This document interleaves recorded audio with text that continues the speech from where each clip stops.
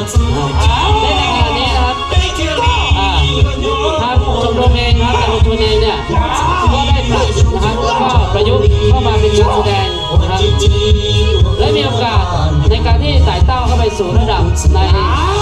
ต่างๆของประเทศนะครับโดยเฉพาะชมรมกิจกรรมกลุ่มนี้นะครับ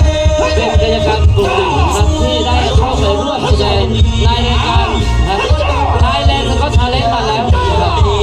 ทั้งนี้ครับก็ได้รับการสนับสนุนครับจากท่าน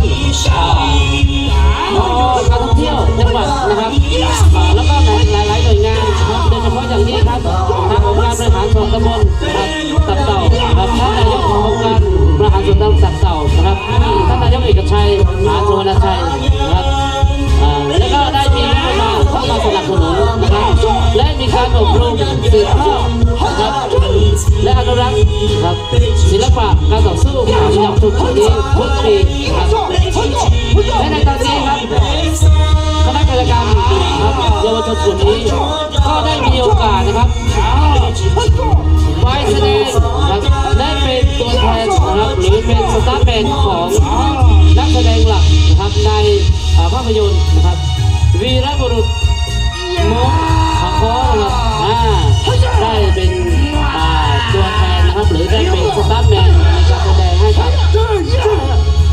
ดารานะครับในแผ่นฟิล์มมาแล้วเพราะฉะนั้นนะครับในตอนนี้ครับเราจะมีการอบรมเป็นประจำปีทุกปีนะครับเพื่อที่จะให้เยาวชนกลุ่มรุ่นต่อไปได้มีโอกาสอนุรักษ์และก็สืบทอดนะครับศิลปะการต่อสู้ของกิจกรรมพวกเราเส้นเราต่อไปนะครับ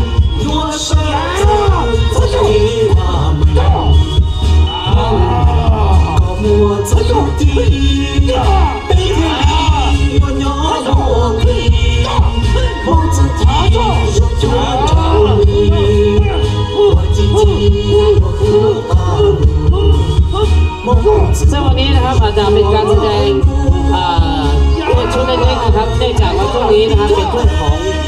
หน้างานนะของเยาวชนของเด็กๆหลายๆคนนะครับซึ่งก็มาไม่ได้นะครับบางท่านก็มาไม่ได้นะครับทำให้ในการแสดงในครั้งนี้ก็จะเป็นแค่ชุดเล็กๆนะครับแต่ถ้าเพื่อนพี่น้องนะครับแขกผู้มีเกียรติท่านใดที่อยากจะดูเต็มรูปแบบสามารถเข้าไปดูได้นะครับใน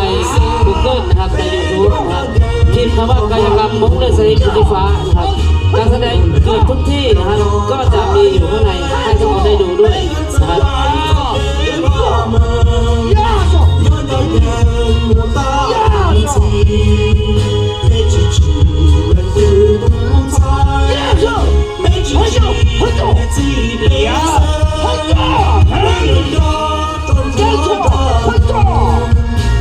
ขอเสียงปรบมือเลยครับโอ้โห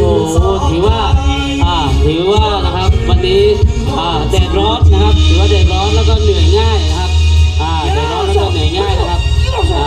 มานั้นก็จะมีการผิดพลาดไปนะครับและขอย้ำนะครับสำหรับพ่อแม่พี่น้องนะครับที่มาเห็นแล้วนะครับขอเน้นย้ำให้ดูแลลูกหลานนะครับห้ามนำแบบนี้ไปเล่นที่บ้านนะครับห้ามให้เด็กไปเล่นแบบนี้ที่บ้านนะครับเพราะต้องผ่านการฝึกฝนมาเป็นอย่างดีเท่านั้น